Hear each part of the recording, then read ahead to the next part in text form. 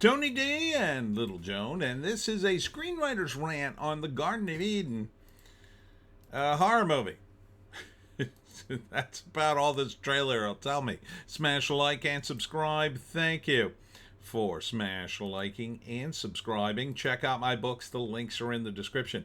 Comedy Horror in South Jersey. It's the Pineys books 1 through 17. Available at Amazon.com. Don't forget, Kindle Unlimited is free. And don't forget that the Pineys, starting in June, that's just a few days away, go up another $1. So they'll be $9.99. It's an Amazon thing. Sorry. Anyhow,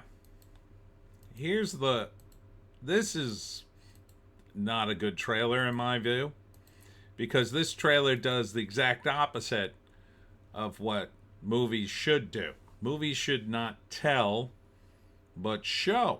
So you should show me why, for instance, this critic says it's a captivating and thought-provoking journey, and that is from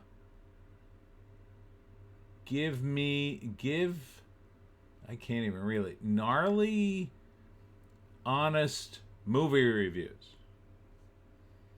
Okay? I mean, he might be honest. I don't know. I don't know them. This is the most brutal and important horror movie of 2025. Your movie guy. I don't know him. And it just gives you little glimpses. See, like a this. That's gross. That's gross. That's a gross still. Looks like they've ripped him to pieces and he's being tortured.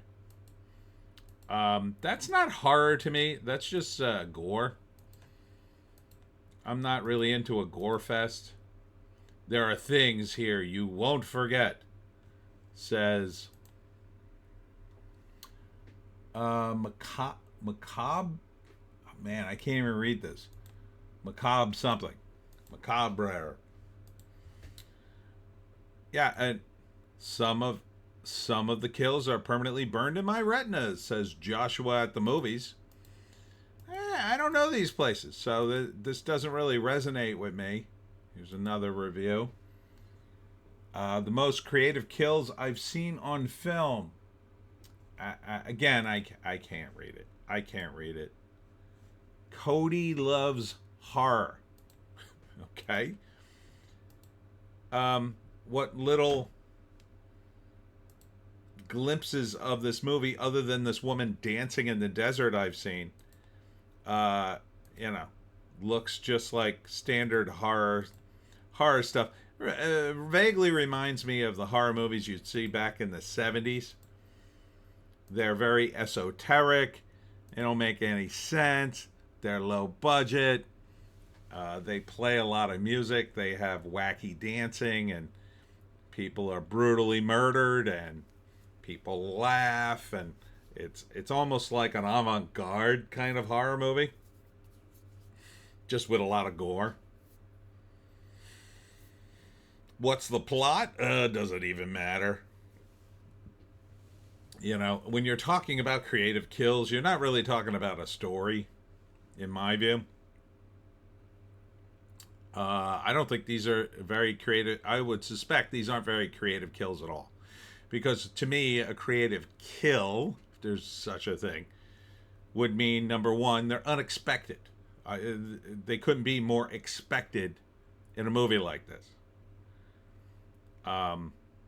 So you would have to set it somewhere other than in the middle of the desert in some sort of satanic cult's lair.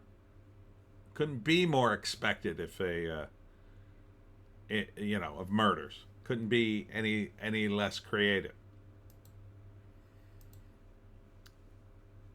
There are things here you won't forget. I'm pretty sure that I'd forget most of this. I'm pretty sure I wouldn't watch it because I don't want to see a bunch of gore.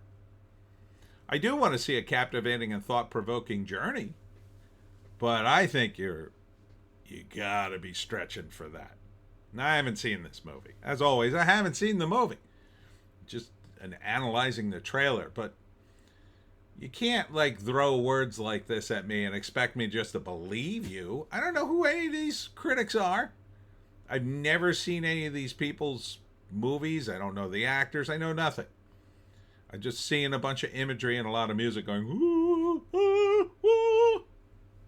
It's not a lot to go on. So if I had to guess, based on the flash frames of plot I'm seeing, someone somewhere, probably a woman, decides to join an organization, or her car breaks down. God forbid if they do the car breaking down. And she ends up at this cult, or she joins it, and she thinks it's one thing, but it's really quite another. And at first, they want to be helpful, but quickly it turns into something debauched and hedonistic. And she finds out people are dying and being brutally murdered and tortured. And she tries to escape, but she can't for whatever reason. And then more people are brutally killed and tortured, and horrible things happen to them. And at some point, she turns the tables on them and escapes. Or if it's a real downer ending, and it might as well be for this kind of movie, she's killed too. The end. The end. Yeah, I don't want to see this movie under pretty much any circumstances, but I'll read the write-up. The Eden family, oh, okay, so that's why it's called the Garden of Eden, are devout Christians. Are they? And do everything they can to live the word of God and set an example of what is right and wrong. There's none of that in this trailer. They have been very successful in business and are rich beyond their needs. I don't really see that in this. In order to give back, the family throws garden parties. Each guest that is lucky enough to find a key at the party gets to have their most wished for dream come true. But a dream for some can be a nightmare for others. What? Digital. Yeah, no kidding. June 20th.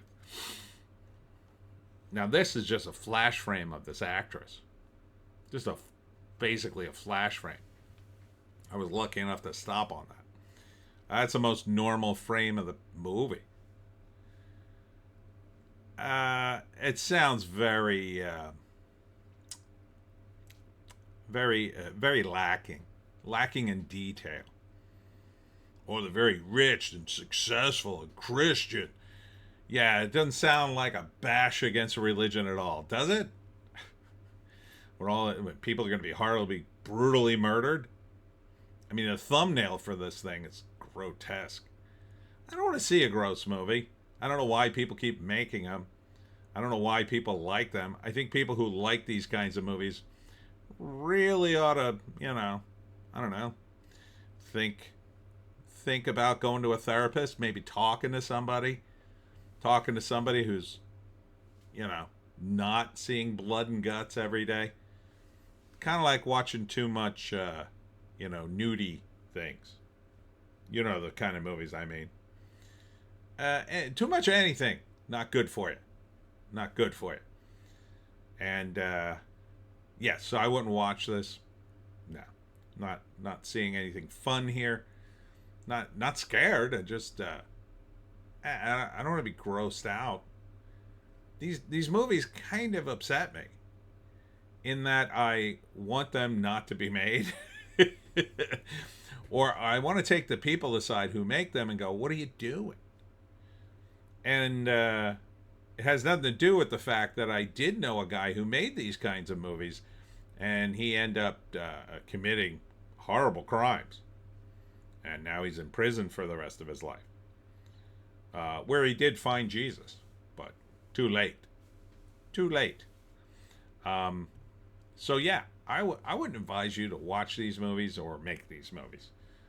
That's just my opinion. Anyhow, that's it for me, Tony D, and Little Joan. Thanks for tuning in. I will be okay. Some updates. The Unexpected Farm, of course, is going to get rained out again this Friday. So they've already said put the kibosh on it. But don't worry, next Friday. Hopefully it won't rain next Friday, June 6th. We'll have it then. Saturday, or sorry, the 31st. What is that? Yeah, that's Saturday. Is Walt Fest, and that's from 11 to 3, and it's in Laurel Springs, New Jersey. I will be in the little gazebo next to the Walt Whitman Stafford House, and I'll be doing my talk on. I'll be doing several talks, in fact, on how to hunt the Jersey Devil. I'll have books. The weather is supposed to be nice that day. It may be a little rainy. There are shuttles between the various events happening in town. There's also a marketplace, and there's also a Civil War reenactment. So it should be a great day if you love Laurel Springs, and I know I do, and you love history. Oh, and the Walt Whitman impersonator is going to be there too. He's getting on in years, so he'll be in the house, so he can sit and be comfortable. But he'll be reading some poetry, so I hope you'll come out to Walt Fest in Laurel Springs. We'll see you in the next one.